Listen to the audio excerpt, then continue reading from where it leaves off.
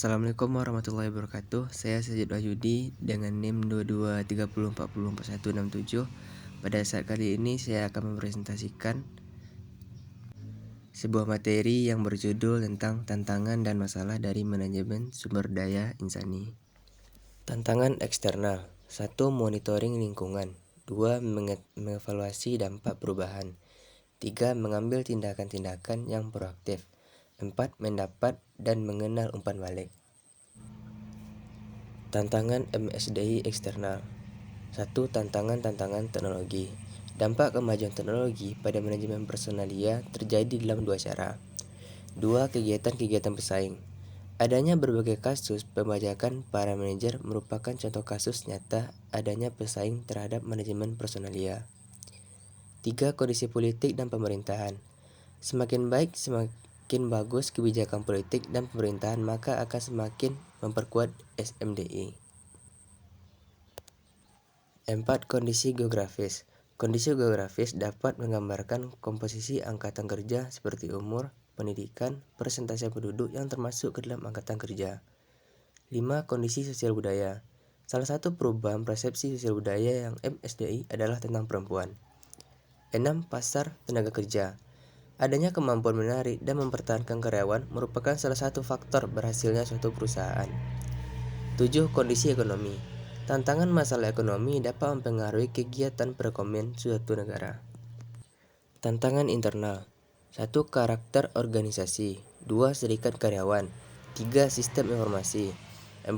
Perbedaan-perbedaan individual karyawan. 5. Sistem nilai manajer karyawan. Tantangan internal MSDI masa kini. 1. Mengubah ragam tenaga kerja. Memiliki kemampuan beradaptasi yang baik adalah tantangan besar bagi MSDI masa kini. 2. Mengubah nilai tenaga kerja. Tenaga kerja generasi baru memiliki pendidikan yang lebih.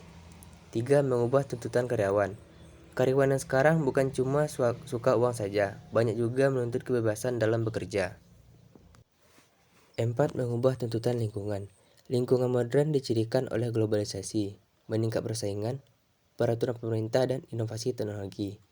5. Pengenalan teknologi baru. Teknologi baru dapat mencegah pada pelatihan ulang atau kebutuhan untuk merekrut. 6. Mengubah pasar. Perubahan pola pasar, pembelian konsumen dapat mempengaruhi permintaan tenaga kerja. 7. Mengubah tujuan bisnis.